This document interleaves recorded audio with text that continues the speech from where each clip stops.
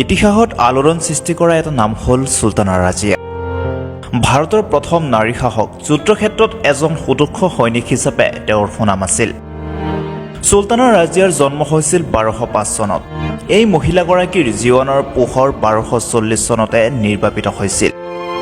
ৰাজ্যখন শাসন কৰিবলৈ নামৰ আগত চুলতানতকৈ অধিক চুলতান থকাটো হয়তো অধিক যুক্তিসংগত আছিল। চুলতান ৰাজিয়াৰ পিতৃ শামছুদ্দিন ইলটুমিছ আছিল দিল্লীৰ চুলতান। 1210 চনৰ পৰা 1234 চনলৈকে চুলতানত্বৰ সময়ছোৱাত ইলটুমিছে নিজেই এজন দক্ষ শাসকৰ খ্যাতি লাভ কৰিছিল। তেওঁৰ কাম আছিল বিভিন্ন অঞ্চলৰ প্ৰতিবাদ আৰু বিদ্ৰোহ দমন কৰা।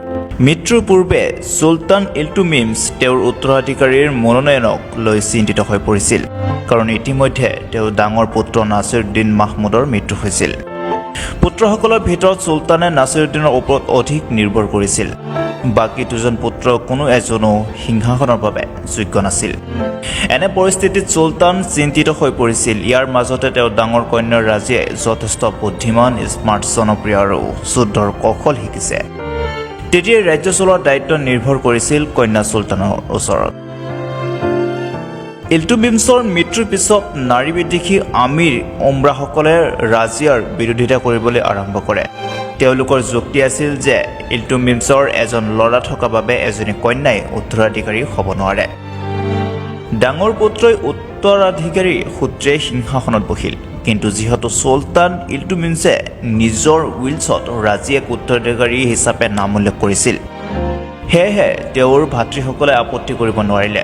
গতিকে নাৰী শাসনৰ বিৰোধিতা কৰা আমিৰ উমৰাসকলে বাধাৰ সৃষ্টি কৰিছিল। ফলত ৰাজিয়াই নিজৰ অধিকাৰ ত্যাগ কৰিলে। তেওঁৰ 2.5 বছৰীয়া ভাতৃ ৰুকনুদ্দিনক চুলতান হিচাপে স্বীকৃতি দিয়া হৈছিল।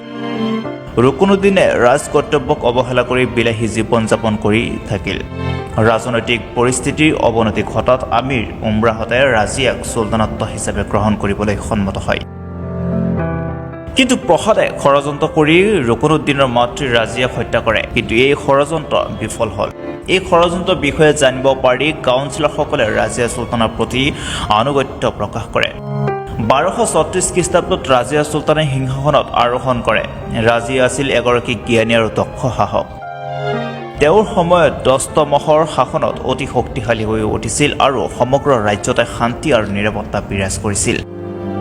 তেওঁৰ সময়ত ব্যৱসায় বাণিজ্যই ফুলি উঠিছিল। যাতায়াতৰ সুবিধাৰ বাবে তেওঁ পথ নিৰ্মাণ কৰিছিল। পথৰ দুয়ো কাষে গছপুলি ৰোপণ কৰি পানী যোগানৰ বাবে অসংখ্য কুঁৱা খান্দিছে। লেখক, শিল্পী আৰু শিপিনীক তেওঁ পৃষ্ঠপোষকতা কৰিছিল। তেওঁৰ ৰাজত্বকালত সংগীত আৰু চিত্ৰকলাও ফুটি উঠিছিল। ৰাজ্যৰ বিভিন্ন প্ৰান্তত বিদ্যালয় স্থাপন কৰা হৈছিল। এগৰাকী বুদ্ধিজীৱী আছিল আৰু মহিলাৰ মাজত শিক্ষা বিয়পোৱাৰ বাবে উপযুক্ত ব্যৱস্থা গ্ৰহণ কৰিছিল। তেওঁ এজন কবি আছিল আৰু তেওঁ কোৰাণ পাঠ কৰিব পাৰিছিল। ৰাজিয়া চুলতানৰ কোনো অনাচাৰ নাছিল। ৰাজহুৱা দৰবাৰত তেওঁ ৰাজবস্ত্ৰ পৰিধান কৰি সিংহাসনত আৰোহণ কৰিছিল। তেওঁ কোনো ওৰণি ব্যৱহাৰ কৰা নাছিল। আগতে তেওঁ পুৰুষ হিচাপে চোলা আৰু পাগুৰি পিন্ধি ৰাজহুৱা স্থানত উপস্থিত হৈছিল।